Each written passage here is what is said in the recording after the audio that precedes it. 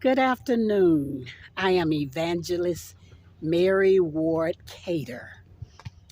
It was a wonderful visit to Al Burroughs State Prison. I've never been to Al Burroughs. They opened in 1986, and it was a wonderful, wonderful visit. Yes, this is where a lot of youth are housed. The youth that are incarcerated. And Dr. Danny Allen and myself came to talk to Chaplain Dunlap for some of the things that we see happening and that we would like to do here in this great state of Georgia. Yes, I've worked on the programs of Choose Freedom that came up under Governor Deal, I believe it did, and we did it down at Augusta State Prison with Judge Sanders. Volunteered at Macon State. We did drummer programs. We did many programs all over the state of Georgia in the 49 institutions that one time existed in the state of Georgia's prison system. So again, we're on the road for ministry. And we talked about a lot of programs. Those barbed wires are real. I think at this facility, this is the most barbed wires that, I don't know, maybe not, but look like it's the most barbed wires I've ever seen. Dr. Supervisor Gloria Rogers. We talked, and we've got a report for you on what can be done here at Al Burroughs down in Forsyth, Georgia. I'm excited about ministry. 2023, I'm ready to do ministry. I'm ready to do ministry. This is real with all the shootings that have taken place, with all the youth shootings that have taken place. We're ready to do ministry more. We bless the Kairos, the different other ministries that come, the Muslims ministry, Jewish ministry, all different, Hispanic ministry. So we got to work with all groups. We're commissioned by God to visit in the prison systems, to feed them that are hungry. We're one to bring in programs. Now, we can come in and preach. We have a lot of programs that we go in and preach, but we are interested in programs. It brings my mind back to my nephew, Christopher White. I had to come down the road when Christopher was killed in an automobile accident.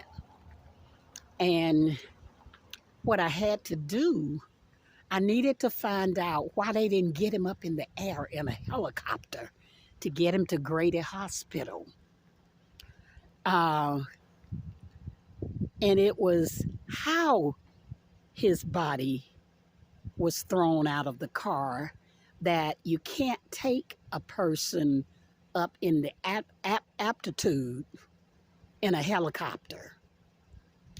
And I was in Jackson, Georgia, at the coroner's office with Ralph. And they had to go over the procedures with me, everything that took place, so I could have closure. And I learned something in that closure of the programs for inmates, military inmates. I've worked with the military program for Cobb County. I've worked in the drug program for Cobb County. I've worked not just as a bailiff. God trained me at $70 a day when I worked. God trained me for his ministry, for his purpose. And so a lot of me have to volunteer. A lot of me have to do ministry. God called me. I thank God for my pastor. First, I thank God for my bishop, Norman Odell Harper, for putting me in the PAC seat, Political Action Committee. Thank you, Dr. Harper. I thank God for my pastor and First Lady, Pastor Alan Cater, for allowing me to do prison ministry. And not only allowing me, but coming to help me to do prison ministry. Yeah, he's certified. Well, he's got to renew his certification. My brother-in-law, Minister Wilbur Henry, under the metro jurisdictions, Bishop Michael Payton. We got work to do. And I thank God for Dr. Danny Allen. Y'all, he's the national president for the Churches of God in Christ nationwide, without a budget. He needs that support. It takes lots to travel over the highways on your own, free, your gas, over the United States. We have over 600,000 inmates in the United States. I don't think that's just Georgia. So we need that support. Their souls is at stake, not the bars. They got enough bars up here to stop you from coming through it. Their souls is at stake. Their souls is at stake.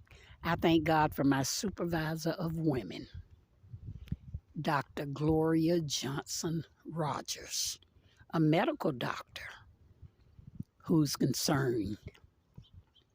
And so our interest is the inmates. There are some youth with life sentences, life without parole. 15% is what we learned today, is at this one institution. Well, really, this is the only institution that actually holds youth that I know of.